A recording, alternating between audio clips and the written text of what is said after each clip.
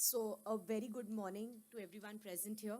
At the outset, I would like to thank Dr. Bansi Sabu, Dr. Sanjay Agrawal, and the whole team of RSSDI for having me today on this platform. And thank you, chairpersons, for the kind introduction. So, the topic for today with me is glycemic pentad.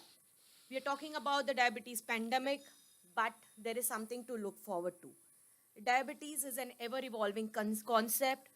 The complexities are also being understood better. The pathophysiologies are being understood better. The treatment strategies have been understood better. And we have still a lot to look forward to. And that leads to evolution of new concepts in diabetes care. So, gone are the days when we were talking about glycemic pentad. Earlier, it used to be only glycemic pentad when we used to talk about fasting blood sugar, postprandial blood sugar, and HbA1c. And that's what we would look forward to get our patients under control. But as time changes, nothing is constant. This also changed. So, during the UKPDS trial and the advanced trials, they understood that optimal glycemic control failed to prevent macrovascular events and death. And that's when the concept of one size fits all is not suitable came in. That led to advances in research and paved way for two more variables to be added to this glycemic triad, which is glycemic variability and quality of life. So, what was the early pentad? Now, when we started understanding the deleterious effects of glycemic variability through oxidative stress and led to the addition of glycemic variability to this glycemic triad, which leads to the glycemic tetrad. It helped in improving the clinical decision making and in improving the therapeutic interventions. And that's where it led to improvement of quality of life, which was added to this triad to make it a glycemic pentad. So the early pentad was focusing on the patient. The pentad was patient-centered or patient-centric tool, which was to achieve better outcomes. Quality of life was included as a measurable target, which contributes to long-term outcomes in diabetes care. So let's understand each parameter of this glycemic pentad a little better. Coming to the first part of the pentad, which is the fasting blood glucose. So this is a very famous slide by El Monar, which we all know that as the A1C goes higher, the contribution by fasting blood glucose is significant. Though that's not the case in our population, because across all A1Cs, the contribution of PP blood sugars is equal in our population, as we are a high carbohydrate eating population. But the general dictum is fix the fasting first. Because even when we were studying diabetes, it was taught to us that if you start your day with good blood sugars, if your fasting blood sugar is good, you take your day along with good blood sugars. So try to fix fasting first. That was the first part of the pentad. Then comes the second part of the pentad, which is the postprandial blood glucose.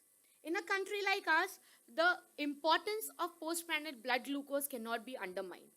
Why? Because look at this. More than 12 hours of the day, we spend either in the postprandial state or the post-absorptive state.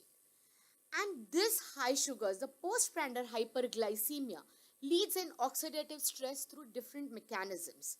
And that would lead to increase in the rate of complications, both macrovascular and microvascular. Even the various guidelines like the IDF, ACE, ACA guidelines have also re-emphasized the fact of bringing the postprandial blood glucose under control, at least they are saying till 140 to keep the macrovascular complications under check. Coming to the next very important part of the glycemic pentad, which is the HbA1c. The importance or the relevance of HbA1c, we started understanding better after the UKPDS follow-up trial. Every 1% reduction in A1C also cannot be undermined because it leads to a good amount of reduction in death due to diabetes, due to microvascular complications, heart attack, amputations, or stroke. So every 1% reduction in A1C is important. Still, we do A1C test as a glycemic tool for understanding the patient's diabetes control. So it still holds a place as an indicator of long-term glycemic control, where it reflects a cumulative glycemic history for the preceding 2 or 3 months. It is still considered as a biomarker, and in fact, ADA had recommended to be used it as a substitute to fasting blood glucose for the diagnosis of diabetes. But this A1C came with its own fallacies, own flaws. HbA1c could not detect the intra and inter-day glycemic fluctuations. It could not recognize hypoglycemias. In patients with hemoglobinopathies, anemia and pregnancy, it could give false results. There were ethnic and racial differences. So we had to look beyond A1C, because A1C alone may not be sufficient. And that's when the term the concept of glycemic variability, the fourth part of the pentad, came in. So even with patients who were under good glycemic control with the triad, it was seen that 40 patients who were even under good control showed a significant glycemic variability. Even in the major trials like UKPDS and advanced trials, it was shown that even with good A1C control, they failed to prevent macrovascular events and death. The DCCT trial also showed that good glycemic control, the A1C control, even though it was it led to progression in diabetic retinopathy. So now came the time to look beyond HbA1c, which came the glycemic variability. Now, basically, glycemic variability is where you look at the excursions in the blood glucose. It can be intraday, that is within the day. Interday, maybe you measure at 2 consecutive days at the same time, or postprandial peaks. Now, when it comes to our patients with diabetes, but they face optimization challenges. Because if you try to get a good glycemic control by bringing the A1C down, maybe you are pushing him somewhere to hypoglycemia. So, we have to safely optimize our patients in the context of lowering glycemic variability, where we have to prevent the fluctuations in the hyperglycemic peaks and the hypoglycemic troughs. Glycemic variability is characterized by basically 2 principal dimensions: the amplitude of the excursion and the time of the excursion. Now, these are wonderful 2 graphs which depict this. 2 subjects have A1C of 8%. But look at the glycemic variability. The 15-day glucose traces shows in subject 1, see the amount of variability seen, the hyperglycemic peaks and the hypoglycemic troughs. But in subject 2, even though the A1C was 8, the glycemic variability is much better. And why is this glycemic variability so important? Because the impact of both hyperglycemia and the glucose fluctuations can lead to generation of oxidative stress and can lead to diabetic complications. Even in a long-term meta-analysis systemic review done of the long-term effect of the glycemic variability, it was seen it was associated with micro and macrovascular complications and mortality independent of the A1C level, and therefore may play a role in the clinical risk assessment. And now even ADA 2021 has recognized the concept of time in range. Time in range, which is using the continuous glucose monitoring. They say that people with diabetes should spend at least 17 hours of the day, that is more than 70% of the day, in a blood glucose range of 70 to 180 to prevent complications. Now, all this culminates into giving a better quality of life to our patients. In fact, it is said that quality of life is better than life itself. So, WHO defined quality of life as broad-ranging concept affected in a complex way by the person's physical health, psychological state, personal beliefs, social relationships, and their relationship to salient features in the environment.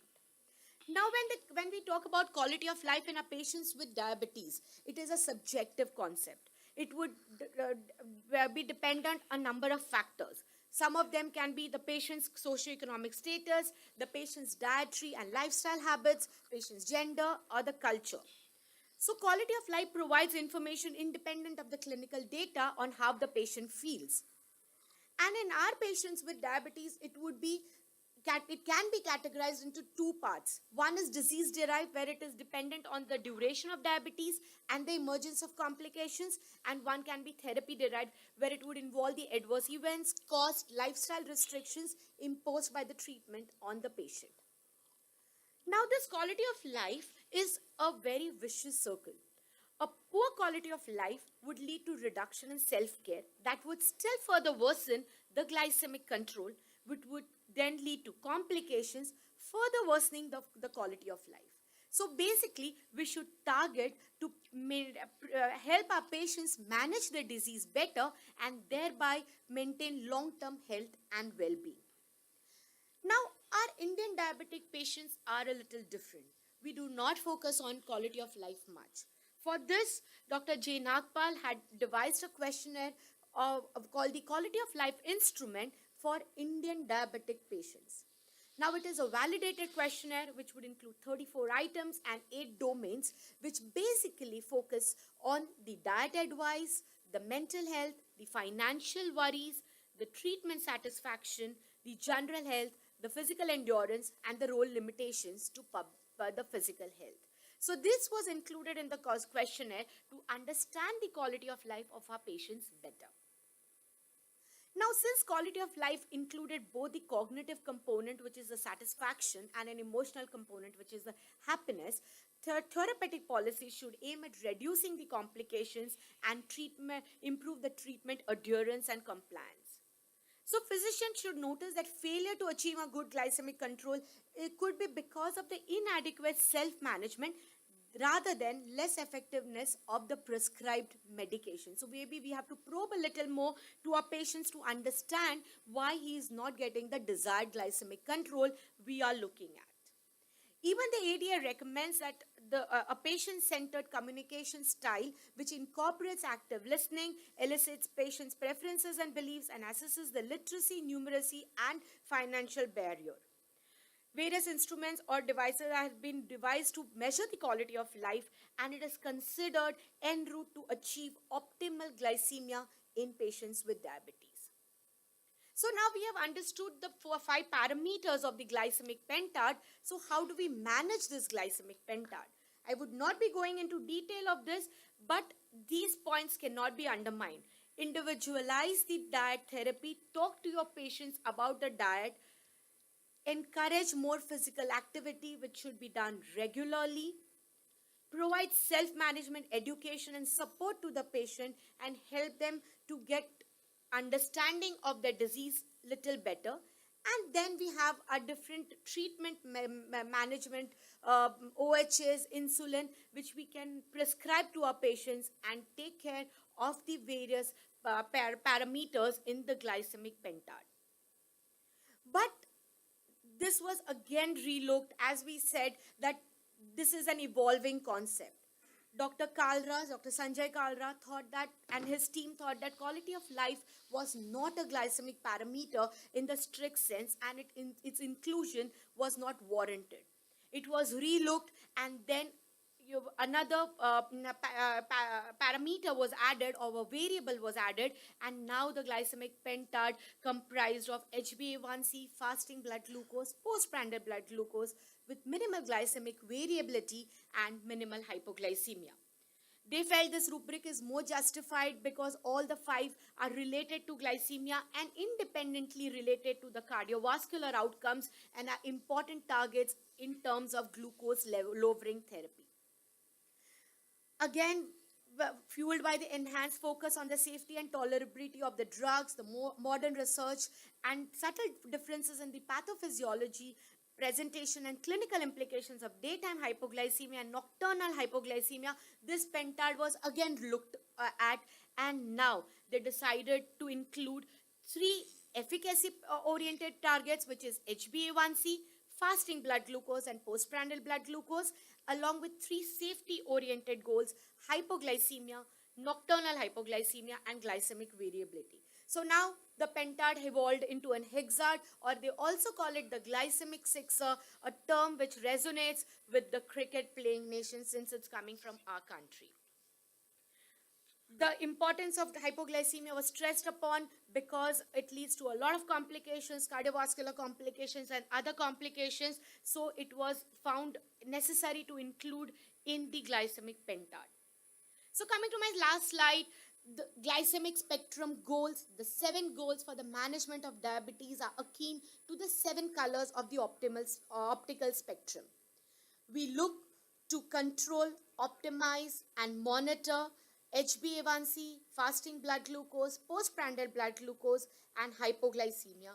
We try to minimize hypoglycemia and glycemic variability, and we try to maintain the durability of the glycemic control and adherence. I end my talk here. Thank you all for your patient hearing.